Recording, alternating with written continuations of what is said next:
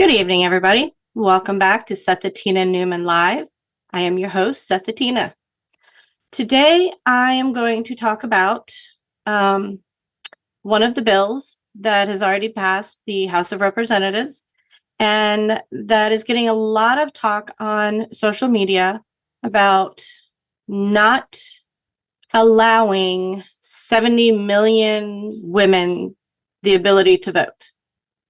I've read through the bill, and I would like to talk about my take on the bill. So, reading through the bill, it is simply talking about ensuring only citizens are registered to vote in elections for federal office. Now, a lot of people have been saying that you have to have passport, ID, your birth certificate has to match your real ID. No place does it say that you have to have everything to prove that you are a citizen.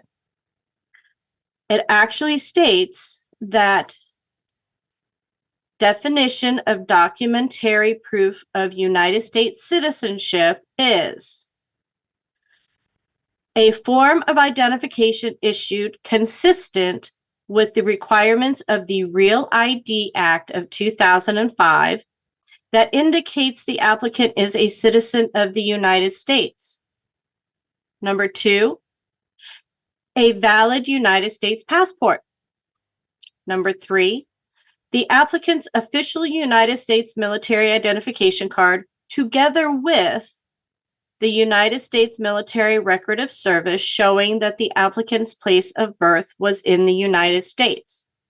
The reason for this is we have individuals in the service in the United States who have joined the United States military service, but are not national citizens of the United States. They are from another country.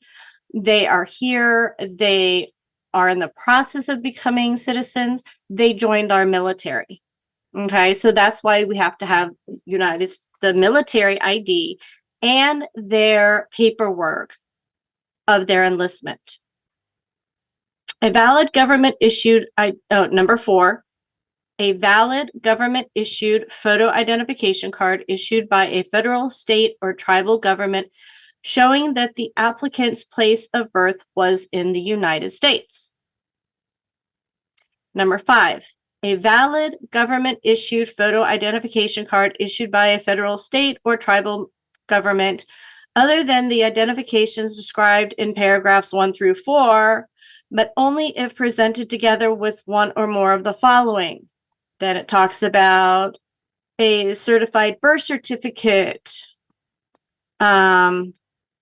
It talks about an extract from a United States hospital record of births created at the time of the applicant's birth, which indicates that the applicant's place of birth was in the United States.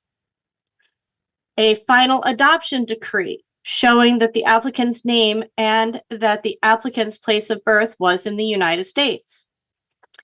A consular report of birth abroad of a citizen of the United States or a certificate of the applicant's report of birth of a United States citizen issued by the Secretary of State.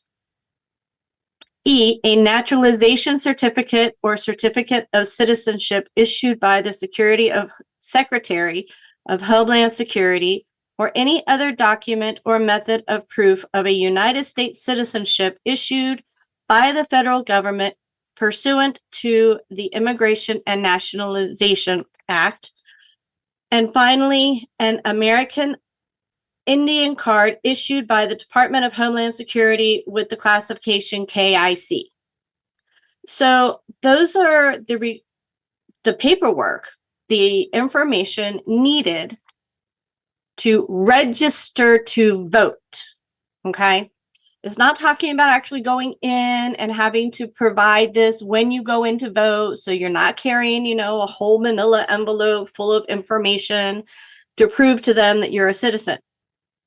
This bill is only to verify and to make sure that when anybody registers to vote in the United States, that they have the appropriate paperwork saying that, yes, I am a natural citizen. I was born here. Maybe I was born abroad, but I was born of American parents, so that makes me a citizen.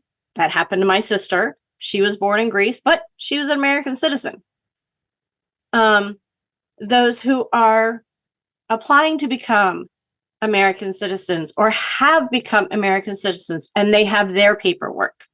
Okay, so this whole thing about, oh, they're gonna leave out 70 million women who, have taken their husbands' names. No, that's not what the bill is saying. I read through the entire bill. I did not see once that said that anybody had to show their real ID and a passport, or real ID and their birth certificate, or passport and their birth certificate, or there was no combination like that except for the military ID and their enlistment paperwork that shows that they were born in the United States.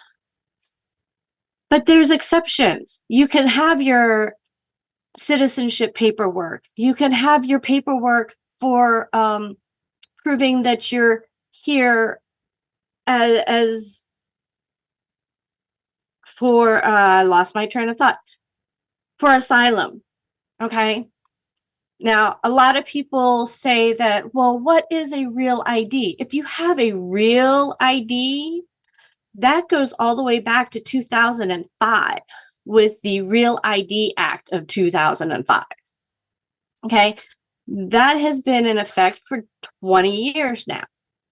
Is it a royal pain in the wazoo? Absolutely. Okay.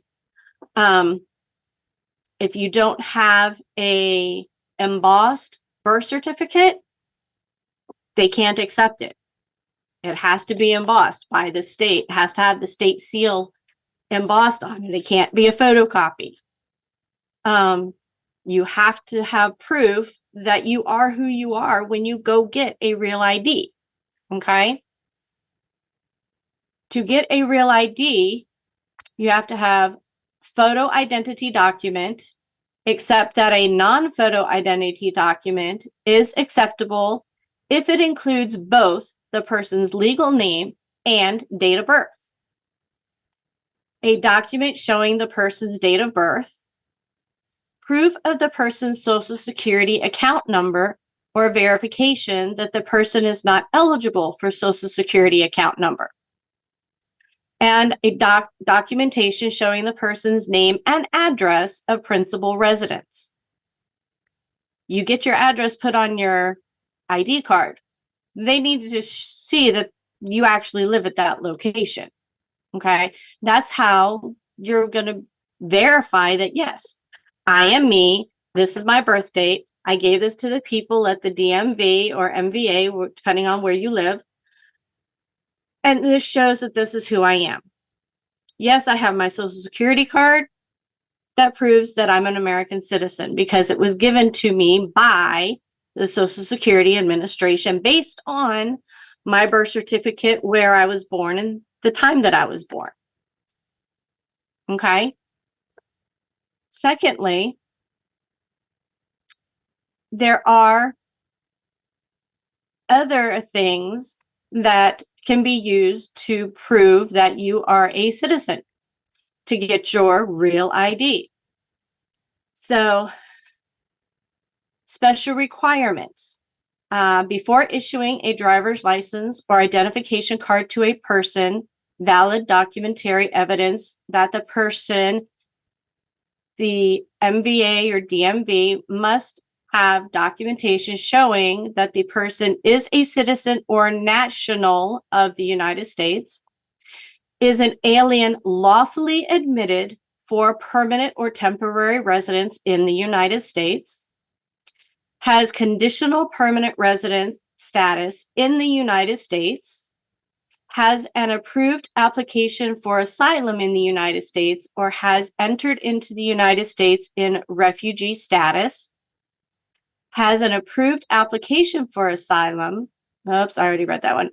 Has a valid, unexpired non-immigrant visa or non-immigrant visa status for entry into the United States, has a pending application for asylum in the United States, has a pending or approved application for temporary protection status in the United States, has approved deferred action status, or has a pending application for adjustment of status to that of an alien lawfully admitted for permanent residence in the United States or conditional permanent resident status in the United States. Now, I understand under our current administration, some of those may or may not be accepted anymore, but as of the Real ID Act of 2005, and I have not read of any bills redacting any of this information, this should still be accepted at your local Department of Motor Vehicles or Maryland Vehicle Administration if you live in Maryland. So these are the things that you need for a real ID. Is it a pain to make sure you have those things? Yes. I had to help a friend order his birth certificate from where he lived, even though it was right here in Maryland. We still had to order it. He couldn't just go down and pick it up. He had to order it. He had to show his the proof that it was him, ironically, by his old ID card. But the thing is yeah, you have to do a little bit of work, but it's to verify and to confirm that, yes, American citizens are the ones who are voting for policy and policy makers in the United States. Getting my ID after I was married, especially the second time, was really hard.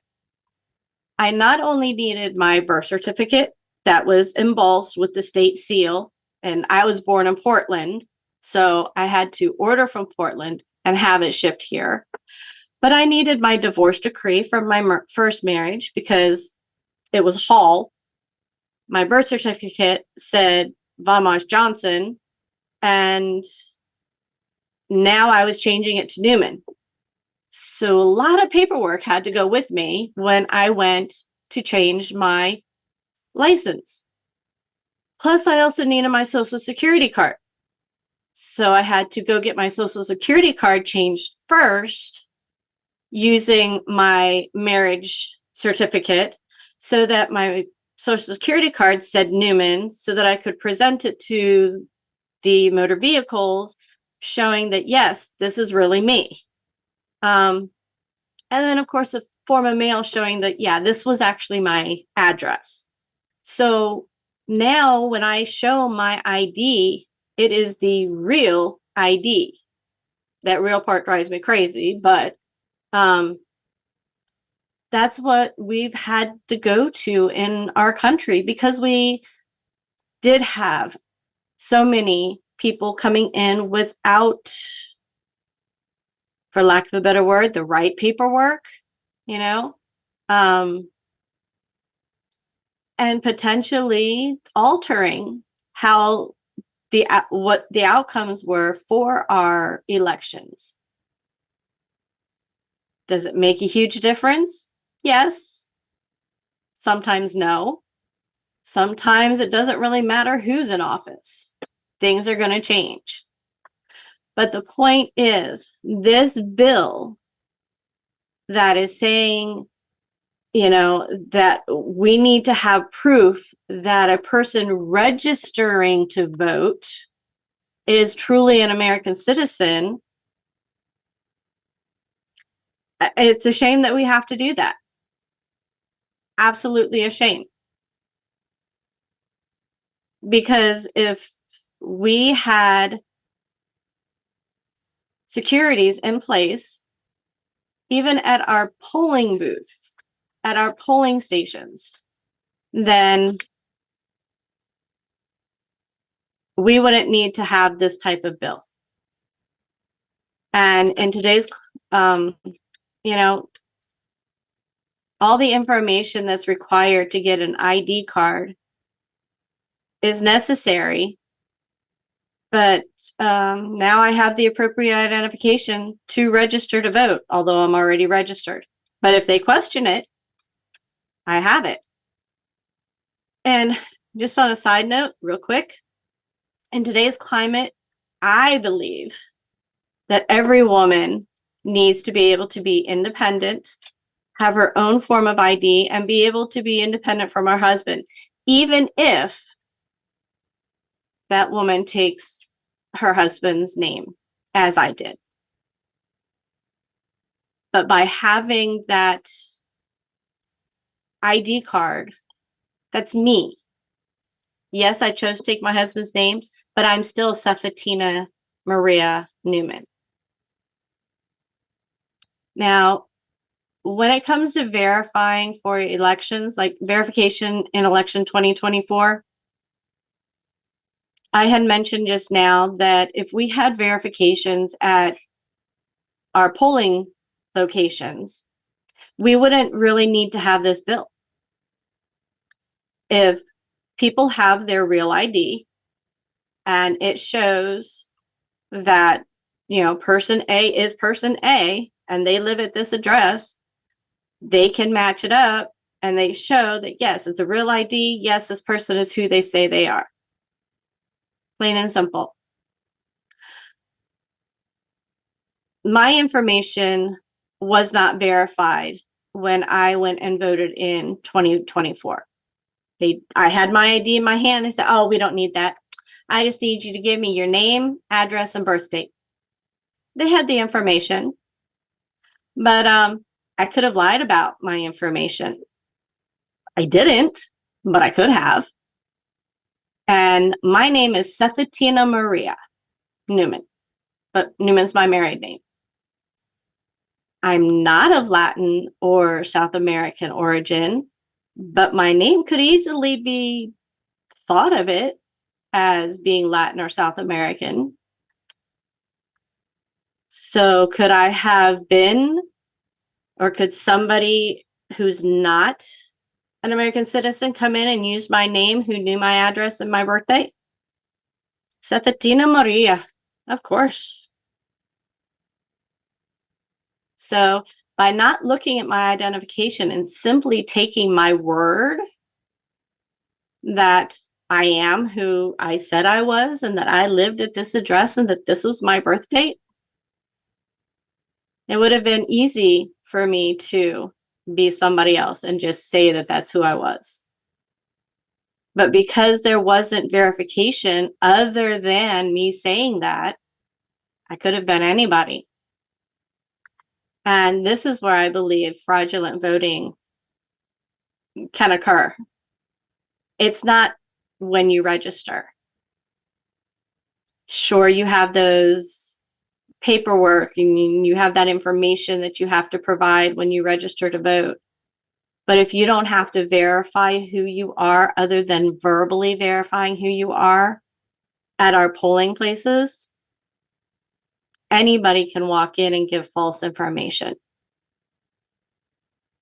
And if person A walks in and gives that false information in, let's say, Howard County, and then they go someplace else and give that false information in another county, or the real person goes to another county and gives their information, it's all paper, it's not computer. Oh yeah, you got it right here. Oh, well then that other place, oh yeah, we got you right here. So there's two votes under the same name. So even though this bill says that it is going to help with the fraudulent voter registration and that they're doing it so that we make sure that only American citizens are registered to vote, unless we change the process at the polling stations, fraudulent voting can still occur. And unfortunately, when it came to voting in 2024, my vote and my husband's vote was never counted. For those who don't know, I did run in 2024 as a write-in candidate for president. My husband and I both went and voted early. And my husband states that he voted for me. I tend to believe him. I know I voted for me. I wrote my name in.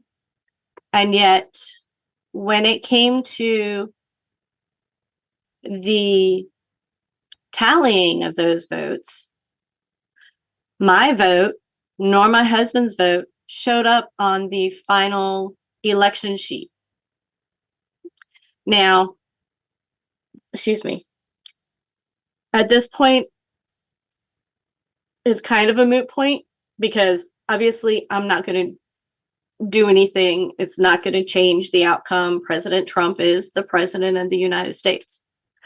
My point is, with this new bill, to make sure that voters registering are American citizens, it's not going to change anything that happens at the voting stations. Even at the final tallies for Maryland, there were no early votes for me, and there were no votes from Howard County, which is where I live. So what happened to my vote? I have no idea. I've contacted Howard County a couple times. I've never gotten any reply. I've left messages. I've sent emails. I've gotten nothing back from anybody. And so did they think I lied and they just obliterated my vote? Or did somebody just say, oh, we forgot that machine. Yeah, sorry. Or was it because it was a write-in? It's a write-in. We don't need to count that. Forget that. We'll just worry about the main people, Trump and Kamala, Trump and Harris. That's all we have to worry about. It doesn't matter who was written in. That's not how our democracy, if you want to call it that, that's not how our republic runs. That's not how our republic leadership is elected. Every vote should be counted. And again, voter fraud, I believe, doesn't happen with voter registration. It happens at the polling stations, where all you have to do is say, yep, Sethatina Newman. This is my birthday. This is where I live. Oh, yeah, we got you right here. So take this over here, take this over there. You know, not once looking at my ID card. So are 70 million women going to lose their right to vote? No. As long as you have a valid ID card, a valid driver's license, or a passport, or your birth certificate with your name on it, then you're going to be able to vote in whatever election you want to vote in once you register. Is there still going to be voter fraud? You betcha. Until we fix that process. Not the voter registration, the process in which we actually go to vote. That's where I believe more fraud happens. Do I think this bill needs to be passed? No, I don't. Because again, I don't think that's where the problem is.